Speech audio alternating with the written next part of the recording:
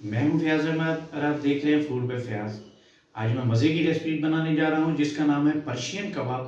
तो चलिए शुरू करते हैं। पर्शियन कबाब बनाने के लिए मैंने यहाँ पे 1 पाव कीमा लिया है। इसमें हम शामिल करेंगे लहसुन, कुटा हुआ लहसुन है, और अदरक भी, इसका पेस्ट बना लिया मैंने अदरक और लहसुन का। इसमें हम शामिल करेंगे प्याज का पेस्ट, 1 अदद मैंने प्याज लिया था, उसका पेस्ट बना लिया है। इसमें हम शामिल करेंगे जी नमक, कुटी हुई लाल मिर्च, ब्लैक पेपर, सफ़ेद जीरा पाउडर और हल्दी पाउडर। सबसे आखिर में हम शामिल करेंगे जी कॉर्नफ्लोर। यहाँ पे मैंने एक बाउल ले लिया है, इसके अंदर सबसे पहले हम अपना कीमा शामिल करेंगे। इसके अंदर हम शामिल करेंगे हमारा जो लहसुन का पेस्ट था, इसका मैंने पानी नहीं निकाला, ये शामिल कर देंगे इसके अंदर। अब हम शामिल करेंगे अदरक लहसुन का जो पेस्ट था हमारा, ये शामिल कर देंगे।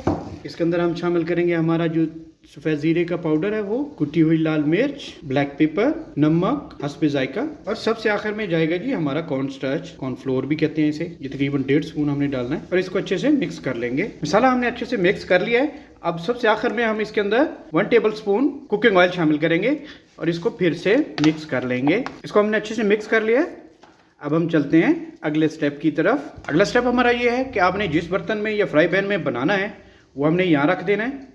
रखने के बाद हमने जो कीमा बनाया था, जो हमने मिक्स किया था, उसको ऐसे हाथ में उठा लेना है। अब यहाँ हमें हाथों की मदद की ज़रूरत पड़ी है। हमने हाथ अच्छे से धो लेने। धोने के बाद हमने इसको ऐसे पेड़ा बना लेना है। पेड़ा सा बनाने के बाद हमने जिस बर्तन में बनाना है उसके अंदर हम ऐसे रख देंगे।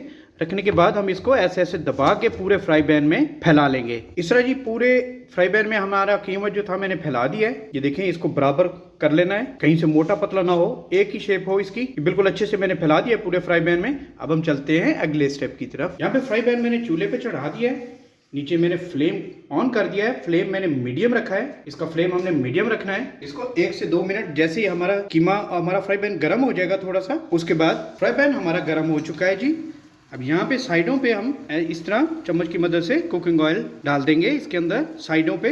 बस इससे ज़्यादा हमने कुकिंग ऑयल इसमें नहीं डालना। 5 मिनट हो चुके हैं जी हमारी एक साइड को पकते हुए। अब यहाँ पे हम चम्मच लेंगे ऐसे, इसको हमने ऐसा आहिस्ता इस तरह हमने छोटे छोटे पीसों में तोड़ लेना है। अब इस साइड से भी कर सकते हैं, इस तरह भी कर सकते हैं, जिस तरह आपको मुनासिब लगे। तो मैं इस तरह कर रहा हूँ। ये ख्याल रखना है कि हमने पहले 5 मिनट एक साइड पका लेनी है। उससे ये होगा कि जब हम हमारे कबाब जो है तोड़ेंगे तो ये टूटेंगे नहीं, जिस तरह जिस शेप में हम चाहेंगे उसी तरह टूटेंगे। ये देखें, एक और तोड़ लेते हैं हम। कबाबों को हमने तोड़ लिया इस शेप में। अब हम इसकी साइड चेंज कर लेते हैं। नीचे देख लेते हैं कि हमारी साइड एक चेंज अच्छे से पक चुकी है या नहीं। सभी कबाबों की हमने साइड चेंज कर लेनी है। ये देखें माशाल्लाह कितने अच्छे से ये पक गए हैं नीचे से।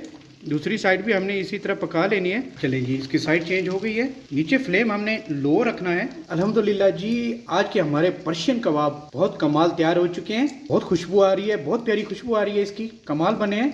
अब मैं आपको डिश आउट करके दिखाता हूँ। अल्हम्दुलिल्लाह जी, आज की हमारी पर्शियन कबाब की रेसिपी तैयार हो चुकी है। बहुत कमाल बनी है। आप भी घर पे ज़रूर ट्राई कीजिएगा।